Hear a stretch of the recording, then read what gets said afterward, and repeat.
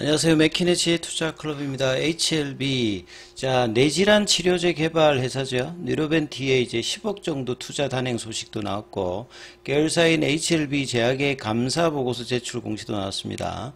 자, 그리고 또 계열사인 테라피틱스의 12전환 추가 상장 공시까지 나왔는데 이 부분 한번 살펴봐 드리도록 하겠습니다. 자, 최근에 이제 HLB가 추가 이제 그 시리즈, 그러니까 초기 단계죠.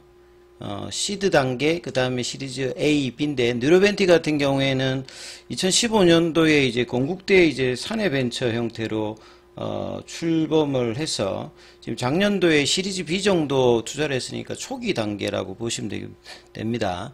여기에 한 10억 정도 투자 관련되는, 소식이 이제 오후에 나왔는데요.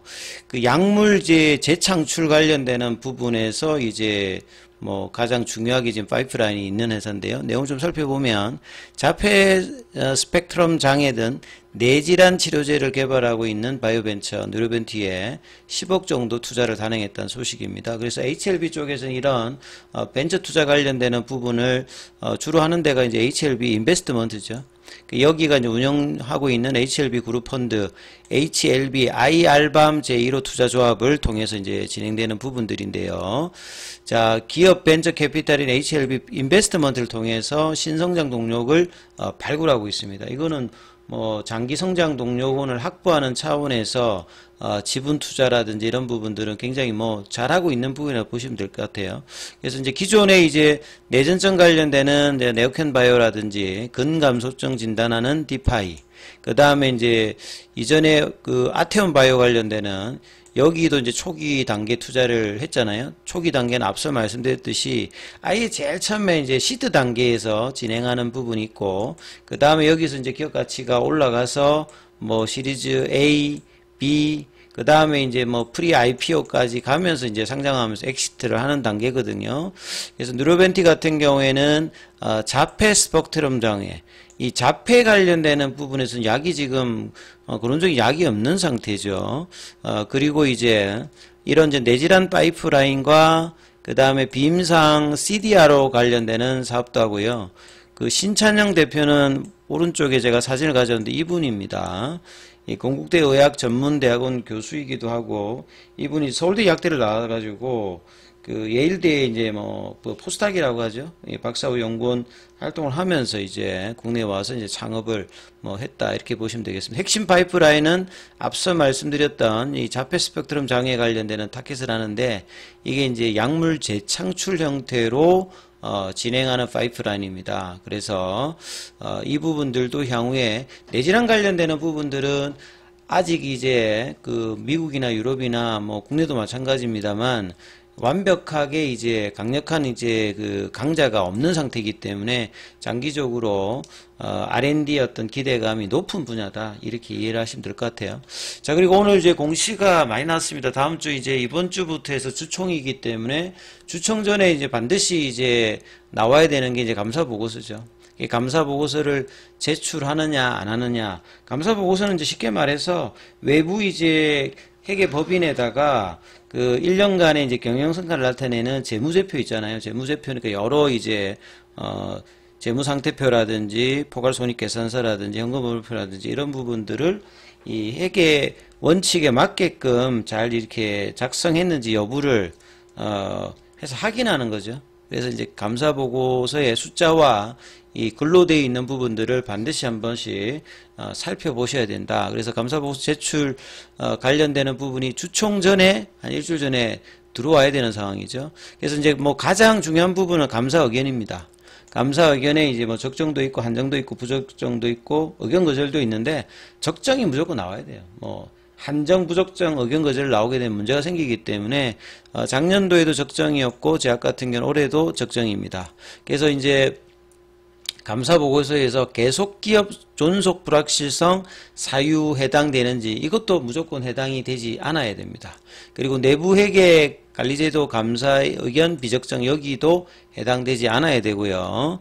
그래서 감사 의견과 관련 없는 계속기업 존속 불확실성 기재 여부, 여기 다 이제 없고 적정, 요게 이제 가장 기본적인 형태로 나와야 되고요. 지금 외부 해외 쪽에서는 이제 3도 회계법인에서 해서 수령 일자는 오늘 나왔고, 보통은 이제 장중에 그날 나오면 바로바로 이제 공시를 뭐 한다라고 보시면 될 것 같고요. 그 다음에 우측에 이제 2부 물어보신 분이 있는데, 자본 잠식률 같은 경우는 보통 자본금하고 이제 자기 자본이 있잖아요. 이 자기 자본 안에 이제 자본금에다가 이제 뭐 자본잉여금이라든지 그 다음에 이익잉여금 이렇게 합해지니까 당연히 자본금보다는 자기 자본이 커야 됩니다. 근데 이제 잠식이 되는 회사들 같은 경우에는 이익잉여금이 이제 손실로 없어져 버리고 이게 이제 자본잉여금까지 이제 없애버려서 자본금까지 깔아먹는 거거든요.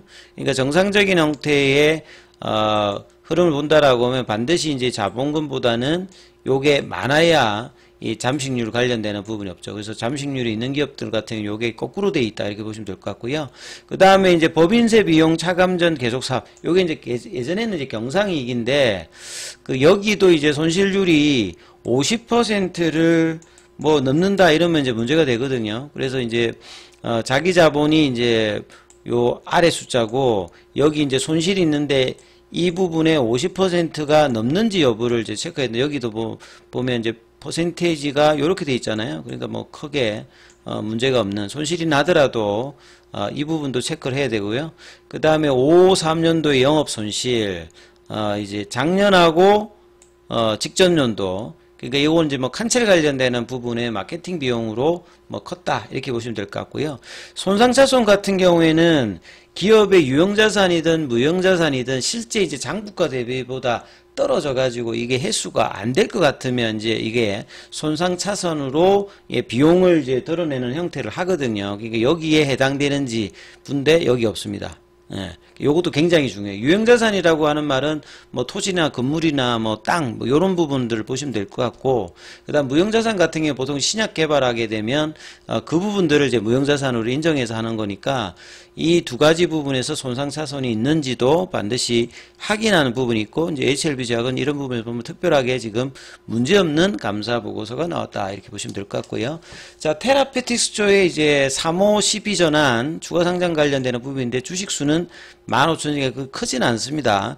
상장일은 이제 3월 22일이니까, 이번 주 이제 금요일이죠. 금요일 들어오고, 이제 전환가액 행사가액은 3,600원대니까 지금 이제 9,000원대니까 뭐 이런 부분들도 나오면 이제 뭐 매도가 된다 이렇게 보시면 될 것 같아요. 자, 그 다음에 이제 HLB 글로벌의 타법인 주식 및 출자증권 처분 결정 공시도 4시 이후에 나왔는데 이 부분은 HLB 테라피틱스 관련되는 부분이에요. 테라피틱스 관련되는 부분에서 이제 내용을 보면 처분 목적은 운영자금, 운영자금이라고 하면 보통 기업의 운영자금은 인건비가 가장 대부분 있고요. 그 다음에 개발비가 있습니다. 개발. 예. 개발 관련되는 부분에서 이제 비용이 들어가야 되잖아요. R&D 비용. 이제 이런 부분들이 운영자금 조달. 그 다음에 이제 투자를 했는데 이 부분을 해소하는 차원이니까, 이거 이제 물어보시는 분들도 있는데, 회사 입장에서는 이제 돈이 들어오니까 뭔가를 파니까요. 재무적으로는 좋아지는 부분들이고, 반대적으로 이제 테라피틱스가 좋은 어떤 이제 개발 가치를 가지고 있는데 이제 더 올라갈 수도 있는데 팔면은 여기에 대해서 이제 상호 이제 장단점이 있는 부분이다. 이렇게 보시면 되는데, 글로벌도 이제 재무적인 부분을 이제 강하게 해야 되는 이선 종목이기 때문에 뭐 나쁘지 않은 뭐 선택이라고 봐야 될 것 같고요. 시간에는 큰 영향은 나왔지 않다 이렇게 보시면 되겠습니다. 그래서 기사들도 나왔죠. 자, HLB가 테라피틱스 관련되는 부분의 시간에 이제 그 부분에서 이제 매입했던 부분들, 그리고 이제 글로벌은 테라피틱스를 대량 매매로 뭐 매각했다 이렇게 지금 돼 있는 부분하고 뭐 연결 지어서 같이 보시면 될 것 같아요. 그래서 이선 종목들 같은 경우에는 생명과학이 이제 볼린저 밴드 상단에서 돌파 위에 태깅 지금 4일차고요. 그 다음에 제약 같은 경우에도 지금 돌파 위에 태깅 흐름, 그리고 결국 오늘도 5일선에서 지지받으면서 윗단으로 상단 부분까지 올려놓았던 흐름이고요. 테라피틱스는 시간의 강세로 여전히 돌파 위에 강한 어떤 흐름들을 유지하고 있는데, 글로벌 같은 경우에는 이제 이런 부분에서 조금 주춤하고 있는데, 글로벌도 이번 주 좀 선전이 어떻게 되는지, 내일이 이제 주가가 HLB 뿐만 아니라 이선 종목의 종목들 입장에서는 굉장히 중요한 흐름이 예상됩니다. 이제 오후에 나오는 그 IR도 있는 상관에서 제가 이제 지난주 하이웨이브 캔들이 나오게 되면 5일 동안의 흐름이 유지되어야 된다. 그래서 유지는 하고 있고 5일선 윗단을 올려서 볼린저 밴드 상단을 아직 이제 이번 주 들어서는 못 넘어갔기 때문에요. 거기에 대한 어떤 도전을 하면서 흐름이 나오는지 여부가 내일 나름 중요하니까 이 부분 좀 체크하시면서 흐름 판단하셔야 될 것 같습니다. 자, 중요한 어떤 구간인 만큼 무료 카톡방 진행되고 있으니까 문자로 참여 이렇게 남기시면 입장 코드 보내드리고 있으니까 참조하시면 됩니다.